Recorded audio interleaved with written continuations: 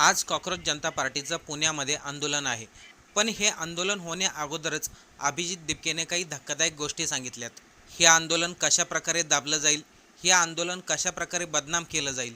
आज पुण्यामध्ये जे आंदोलन होणार आहे त्याला फक्त कॉक्रोच पार्टीचा सपोर्ट राहणार नाही, तर त्या आंदोलनाला पाठिंबा दिला आहे सामाजिक कार्यकर्ता असलेले असीम सरवदे, विशंबर चौधरी आणि लडाखवरून येणारे सोनम वांगचुक. पुण्यामध्ये आज आंदोलन कुठे होणार आहे, अभिजित दिपकेने या आंदोलनाच्या अगोदर कोणत्या धक्कादायक घटना सांगितल्यात, चला सविस्तर आपण या व्हिडिओमधून जाणून घेऊ. चॅनलवरती नवीन असाल तर सबस्क्राईब करायला विसरू नका आणि फेसबुकवरती हा व्हिडिओ पाहत असाल तर तिथे फॉलो करायला विसरू नका. पुण्यामधील सावित्रीबाई फुले विद्यापीठाच्या परिसरामध्ये संध्याकाळी 4 वाजता कॉक्रोच जनता पार्टीचं शांततेपूर्ण आंदोलन होणार आहे. जेव्हा कॉक्रोच पार्टीचं पहिलं आंदोलन जंतर मंतरवरती झालं होतं तेव्हा महाराष्ट्रातील मुख्यमंत्री देवेंद्र फडणवीस यांनी कॉक्रोच जनता पार्टीबद्दल काही धक्कादायक वक्तव्य केले होते. ते म्हणाले होते कॉक्रोच जनता पार्टी देशाच्या विरोधात काम करते, संविधानाच्या विरोधामध्ये काम करते. त्यांच्या त्या वक्तव्यावरती मात्र महाराष्ट्रातील काही संपूर्ण देशातील तरुण पिढी नाराज झाली होती. अभिजित दिपकेने नेमकं मुख्यमंत्री फडणवीस, पंतप्रधान मोदी यांना नेमकं काय उत्तर दिलंय ते आपण पाहणार आहोत. अभिजित दिपके म्हणाला, आजचा दिवस खूप महत्त्वाचा आहे. संध्याकाळी 4 वाजता पुणे विद्यापीठासमोर शांततेत आंदोलन होईल.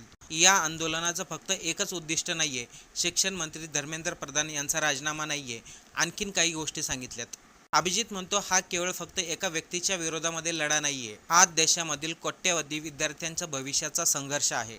अभिजित म्हणाला, या आंदोलनामध्ये ज्येष्ठ सामाजिक कार्यकर्ता विशंबर चौधरी, असीम सरवदे यांनी पाठिंबा दिलाय. याशिवाय लडाखवरून सोनम वांगचुक यांनी देखील पाठिंबा दिला आहे. त्यांच्या पाठिंब्यामुळे कॉक्रोच पार्टीची चळवळ आणखीन जास्त मजबूत होईल.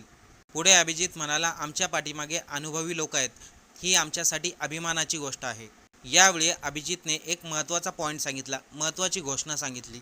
आज आम्ही शिक्षण व्यवस्थेबद्दल काही नियम जाहीर करणार आहोत, कारण की देशामध्ये मोठ्या प्रमाणामध्ये पेपर फुटी होत आहे.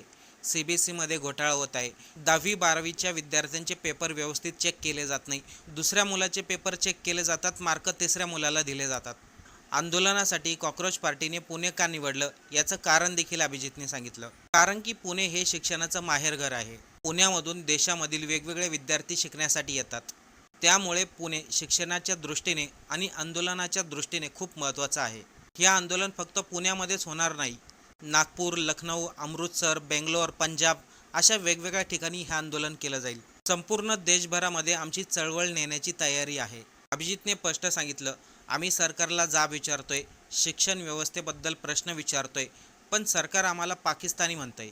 आज 17 वर्षाच्या 12वीमध्ये शिकणाऱ्या 3 मुलांनी शिक्षण व्यवस्थेमध्ये त्रुटी आहेत हे सरकारच्या लक्षात आणून दिलं, पण सरकार काय करतंय, त्या विद्यार्थ्यांना पाकिस्तानी म्हणतंय. जर सर्वच पाकिस्तानी आहेत तर मग भारतीय आहे कोण? फक्त भाजप एकटे भारतीय आहेत का? यानंतर अभिजित म्हणाला, आमची लढाई सरकारच्या विरोधात नाही, कुठल्या पक्षाच्या विरोधात नाही. आमची लढाई देशामधील विद्यार्थ्यांसाठी आहे. ज्या विद्यार्थ्यांचं सरकारच्या व्यवस्थापनेमुळे नुकसान झालंय, अनेक विद्यार्थ्यांनी आपलं जीवन संपवलंय, त्या विद्यार्थ्यांसाठी आमची लढाई आहे. जवळपास 1 करोड मुलं शिक्षण व्यवस्थेमुळे बळी पडलेत. पुढे अभिजित म्हणाला, आम्ही संवाद करण्यासाठी तयार आहोत. जेव्हा आम्ही जंतर मंतरवरती आंदोलन केलं तेव्हा आम्ही सरकारबरोबर बोलण्यासाठी तयार होतो, पण सरकारने आम्हाला बोलवलंच नाही, सरकारने आम्हाला गांभीर्याने घेतलंच नाही. आम्ही त्या आंदोलनामध्ये जे काही प्रश्न उपस्थित केले त्याचं एकही उत्तर सरकारने दिलं नाही. त्या उलट आमचं आंदोलन बदनाम करण्याचा प्रयत्न केला. आमच्या आंदोलनामध्ये त्यांचीच माणसं घुसवली आणि विशेष म्हणजे सरकारच्या TV न्यूज चॅनलला आमच्या बातम्या देखील दाखवल्या जात नाहीत. म्हणजे आम्ही विद्यार्थी, तरुण सर्व काही दहशतवादी आहेत की आतंकवादी आहेत? सरकार आम्हाला अजिबात विचारत नाही, आमचे प्रश्न गांभीर्याने घेत नाही. ही कुठली पद्धत चालू आहे? अभिजितला जेव्हा विचारलं, तुमच्याबरोबर कोणी विरोधी पक्ष संपर्कामध्ये आहे का? तेव्हा अभिजितने सांगितलं, आम्ही स्पष्टपणे अगोदरच सांगितलं, ज्यांना आमच्या आंदोलनामध्ये सहभागी व्हायचं त्यांनी स्वइच्छेने येऊ शकतात, पण कोणत्याही पक्षाने आपला झेंडा आणायचा नाही. ही चळवळ फक्त शिक्षण व्यवस्थेसाठी आहे. जी लोक आम्हाला फेक म्हणतात, जी लोक आम्हाला म्हणतात संविधानाच्या विरोधामध्ये काम करतायत, जे मुख्यमंत्री म्हणतायत आम्हाला आम्ही देशामध्ये अराजकता पसरवतोय, त्यांनी अगोदर विद्यार्थ्यांच्या समस्या तर ऐकून घ्या. जी पेपर फुटी झाली ती फेक आहे का? पेपर फुटीनंतर मुलांनी जे जीवन संपवलं ते सर्व खोटं आहे का? हा देशातील तरुणांचा संदेश आहे, त्याकडे दुर्लक्ष केलं जातंय. भाजपचे केंद्रीय मंत्री किरण रिजिजू हे म्हणतायत कॉक्रोच जनता पार्टीचे फॉलोअर फेक आहेत, सर्व पाकिस्तानचे फॉलोअर आहेत. पण अभिजितने संपूर्ण डाटा दिलाय, त्यामध्ये कुठेही दिसत नाही कॉकरोच पार्टीचे फॉलोअर फेक आहेत. अभिजित म्हणला, जर पेपर फुटी झाली नसती, विद्यार्थ्यांनी आपलं जीवन संपवलं नसतं. स्वतः शिक्षण मंत्री धर्मेंद्र प्रधान यांनी स्वतःची जबाबदारी घेऊन राजीनामा दिला असता तर आज कॉकरोच जनता पार्टीचा उदय झालाच नसता. आता देशामधील प्रत्येक तरुण, प्रत्येक विद्यार्थी हे दाखवून देईल तो पाकिस्तानी आहे की भारतीय आहे. यानंतर सामाजिक कार्यकर्ता असलेले असीम सरवदे हे देखील अभिजित बरोबर होते. त्यांनी देखील काही महत्त्वाच्या भूमिका सांगितल्या.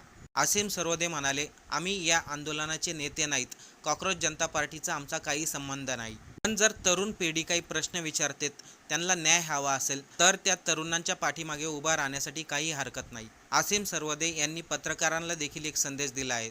कॉकरोच जनता पार्टीच्या बातम्या टीव्हीला दाखवत जा, न्यूज चॅनलला दाखवत जा, कारण की बरेचसे मीडिया चॅनल त्यांच्या बातम्या दाखवत नाहीत. पुढे असीम सरवदे हे देखील म्हणाले, भारताला स्वातंत्र्य जे मिळाले ते आंदोलनामधूनच मिळाले. आणीबाणीनंतर लोकशाही आंदोलनातून परत आली. त्यामुळे आंदोलन हे लोकशाहीचं ताकद आहे. त्या आंदोलनाला कोणीही बदनाम करू नका, कोणत्याही पत्रकाराने बदनाम करू नका. जर कोणी बदनाम करीत असेल तर त्याच्याबद्दल बातम्या दाखवा. ईडी, CBI, विरोधकांची फोडाफोडी, लोकप्रतिनिधीची खरेदी विक्री, या सर्व गोष्टी लोकशाहीसाठी खूप धोकादायक आहे.